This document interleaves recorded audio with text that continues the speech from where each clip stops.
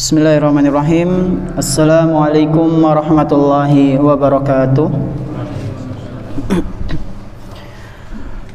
Alhamdulillahirabbil alamin. Wassalatu wassalamu ala nabiyyina Muhammadin wa ala alihi wa ashabihi wa man tabi'ahum bi ihsanin ila yaumiddin. Amma ba'd. Jamaah salat subuh yang semoga senantiasa dimuliakan oleh Allah Subhanahu wa taala. Insyaallah pada kesempatan pagi yang berbahagia kali ini kita akan melanjutkan pembahasan tentang seputar ketakwaan. Dan kemarin kita sudah sedikit membahas tentang sifat dari orang-orang yang bertakwa. Di antaranya mereka percaya dengan hal yang gaib. Kemudian mereka juga di antara sifat mereka yaitu kata Allah Subhanahu wa taala mendirikan salat, beriman kepada kitab-kitab Allah, Al-Qur'an maupun yang sebelumnya, meyakini adanya hari kiamat dan yang seterusnya. Nah, adapun sekarang kita akan masuk ke pembahasan terakhir sepertinya Pak Bu, ya. Karena dalam maning bada ya. Pematerinya biar mudik kayaknya ya. Nah, ini pas banget, alhamdulillah pembahasan terakhir bab 7 kita akan menyelesaikannya. Dan memang di antara target saya itu kalau kultum subuh pengen menyelesaikan satu buku gitu. Kayak tahun kemarin kan sudah selesai tafsir Al-Fatihah. Nah, tahun kemarinnya nggak selesai bahas kitab Al-Jami ya, yang adab-adab gitu dan akhlak. Nah, kemarin sudah selesai tafsir Al-Fatihah dan ini insya Allah selesai tentang ketakwaan. Ya, mungkin nanti tahun depannya kita coba cari buku lagi supaya bisa diselesaikan. Dan ada rasa kebahagiaan tersendiri Pak Bu. Kalau kita bisa selesai satu buku itu rasanya ada kesenangan tersendiri gitu. Ya. Satu buku selesai ya, dalam waktu sekian hari, nah, semingguan lebih kurang lebih atau 2 minggu. Itu kan masya Allah. Tapi kalau kita baca sendiri, sedina kayaknya embuh, sebulan embuh. Jikot bukunya embuh. Tapi kalau kita bahas bareng-bareng itu masya Allah, oh ternyata buku ini isinya begini. Jadi kita tahu. Misalnya nanti kita ketemu sama teman kita pegang buku ini, oh tahu ya, ngerti. Isinya tentang gembok, tentang gembok, tentang gie. Masya Allah, iya nyusinau karokola. Angkat saya jadi muridmu.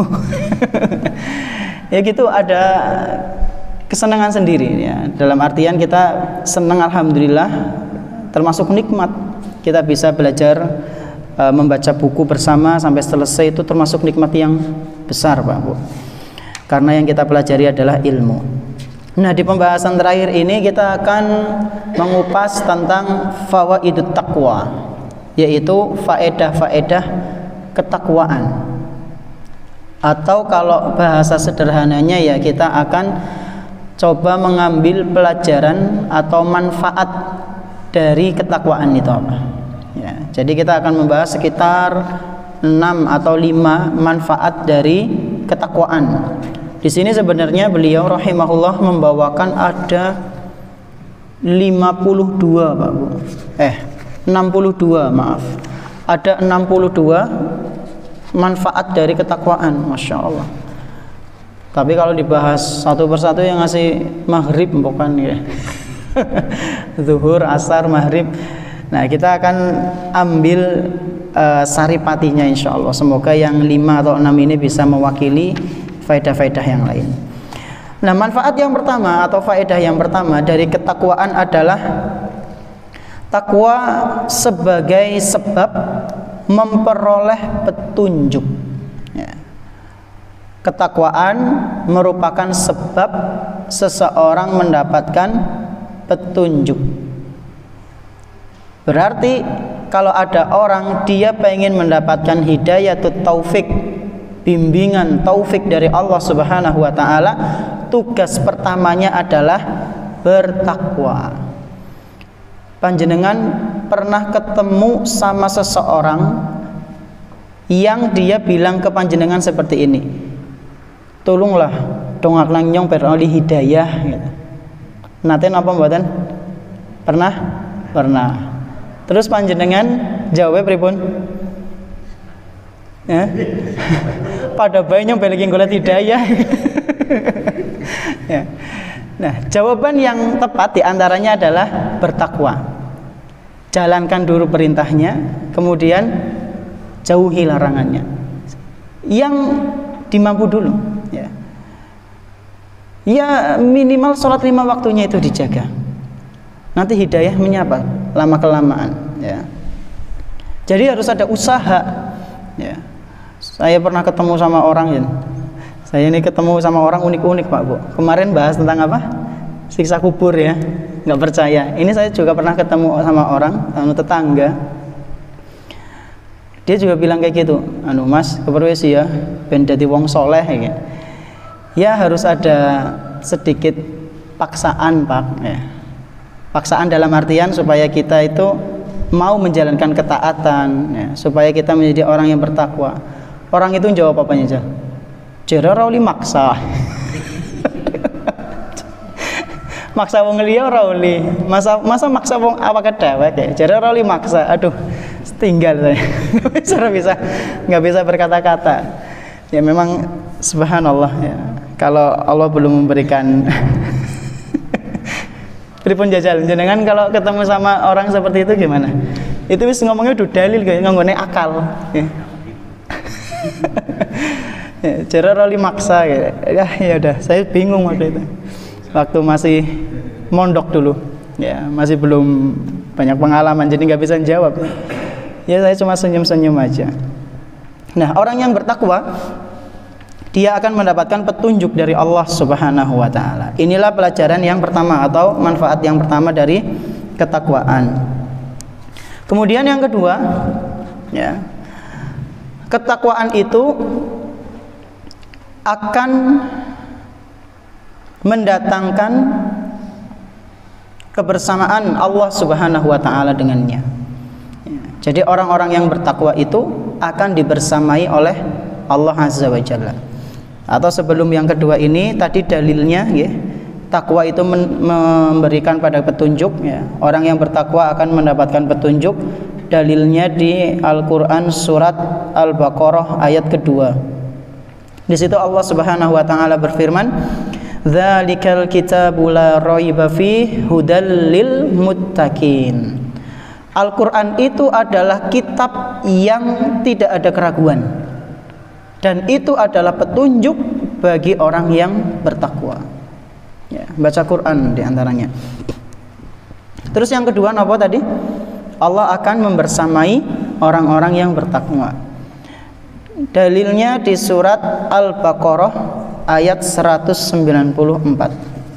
Di situ Allah Subhanahu wa taala berfirman, "Wattaqullaha wa'lamu annallaha ma'al muttaqin." Bertakwalah kalian kepada Allah ya, dan ketahuilah sesungguhnya Allah itu bersama dengan orang-orang yang bertakwa. Nah, para ulama kita menjelaskan kebersamaan Allah ini mencakup dua hal, Pak Bu. Yang pertama, Allah Subhanahu wa taala membersamai seluruh makhluk. Dalam artian Allah akan mengawasi mereka. Allah tahu apa yang mereka lakukan. Ya, Allah melihat apa yang mereka kerjakan. Itu semua makhluk Allah lihat. Ini namanya ma'iyatun ammah ya, ma'iyatun ammah. Jadi hewan, ya, tumbuhan, manusia yang muslim maupun non muslim itu diawasi oleh Allah. Ini ma'iyatun ammah. Allah membersamai secara umum semua makhluk.